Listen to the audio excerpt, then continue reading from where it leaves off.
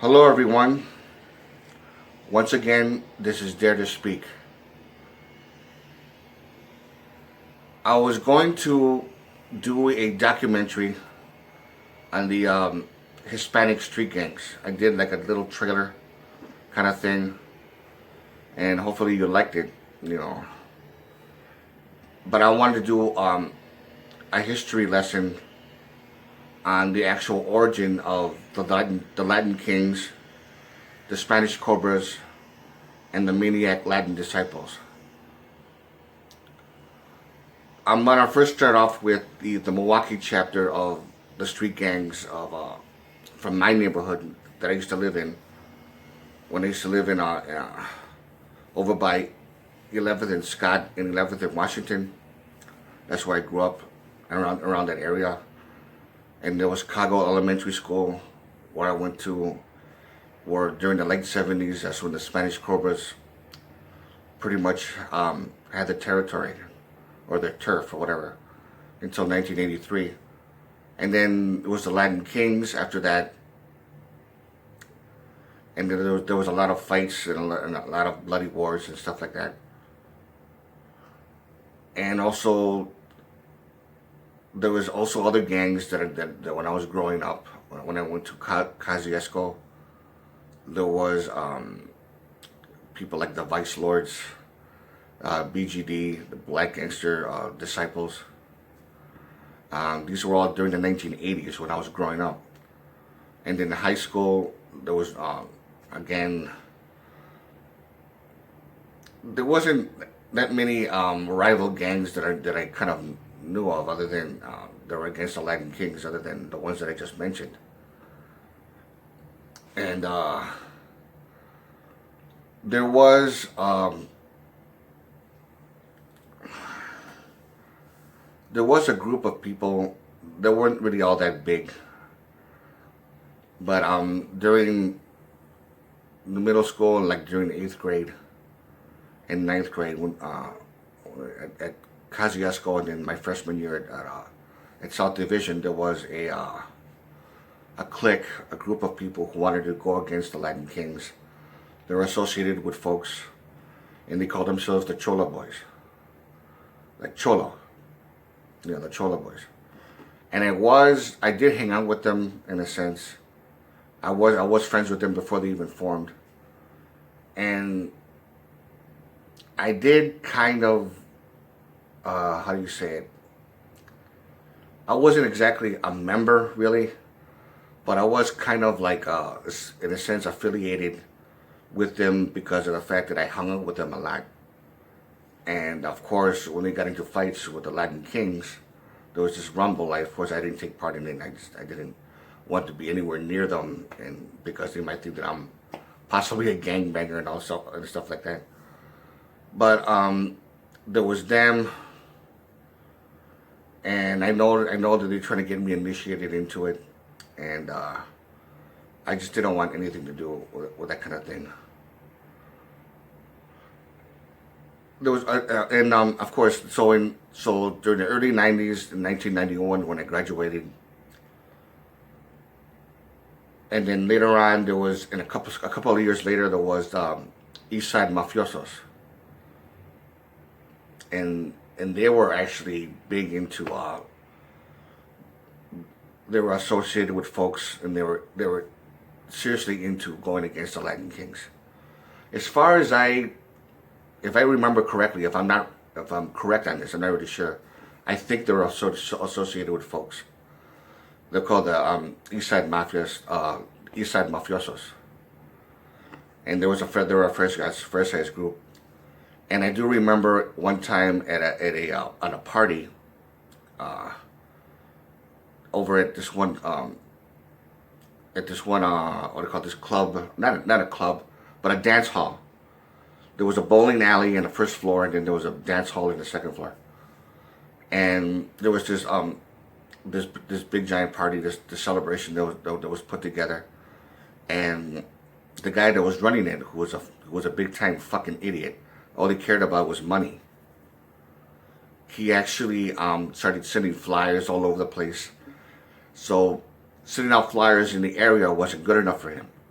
because all he cared about, like I said, he wanted to make so much money off of it. He gave flyers to the east side and all different parts of town without even thinking about the possible consequences of gangbangers being there. We had a celebration there once. We did hosted a party. We did a party there once, and everything went fine. There was no fights and stuff like that. But he only sent out flyers in the area, and it was a fair sized group. We did make a fair amount of money. The second time he was really so much into it. He was like, I want to make a shitload of money. So he went beyond the actual regional area. A bunch of members from the East Side mafiosos came over, and there was also Latin Kings there. And I was there taking in money, giving, stamping people, whatever, in the entrance, and the fucking idiot who put together the whole entire thing. The first time we had bodyguards, we had bouncers, but he got pissed off that he had to pay them money. He got real pissed off that he had to pay them a lot of money, or the appropriate amount of money, actually. The second time he decided to downsize the crew of bouncers just so he could save money. So there was about maybe 2 or 3 bouncers there, compared to 12 like there was before. A big fight happened between the East Side mafiosos and the Latin Kings. And it was like to me there was so much blood and people being bloodied, being hit over the head with blunt objects.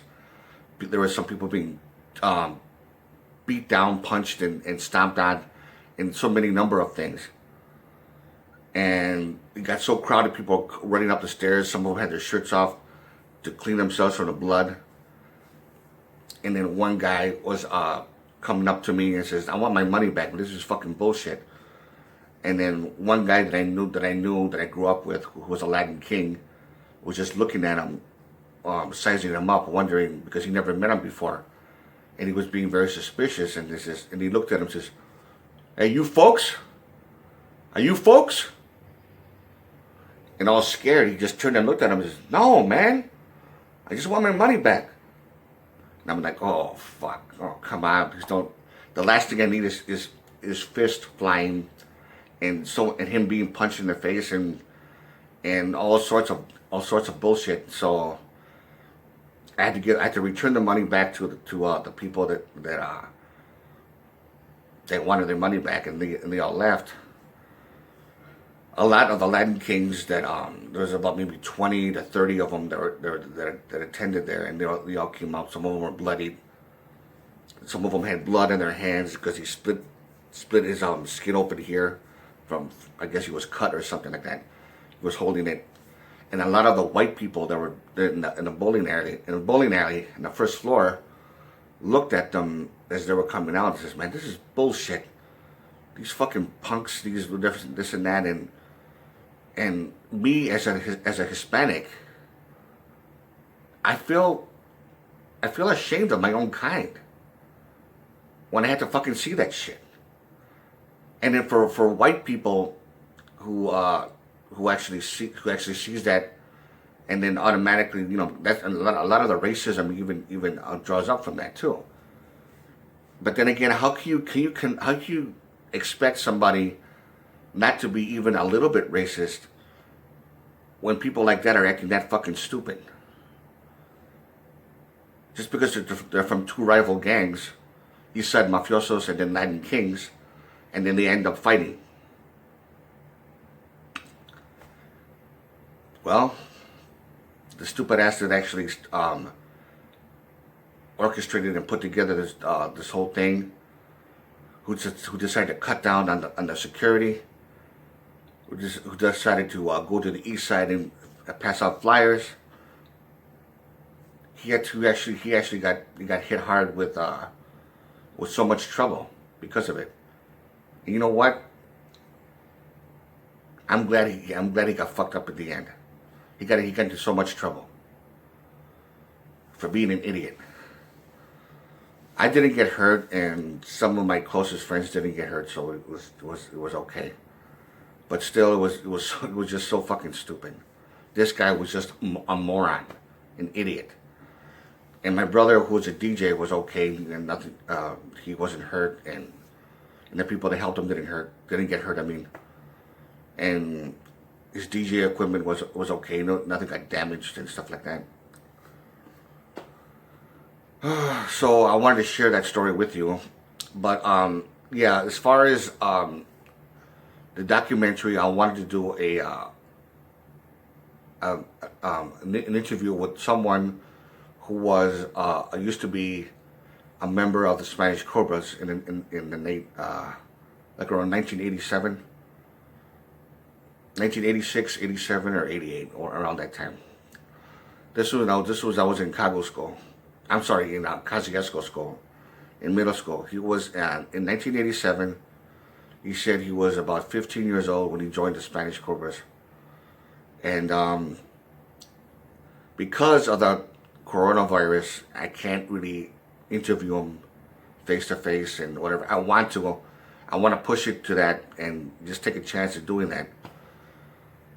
Otherwise, there's going to be an interview with me talking to him on a speaker while I'm looking at the camera, and me and him talk about his experience in the Spanish Cobra gang. So hopefully, you guys are not going to mind that.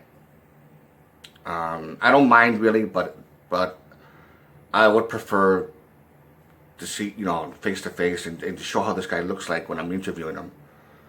A live interview. I'd rather do that instead. Hopefully I can actually do that.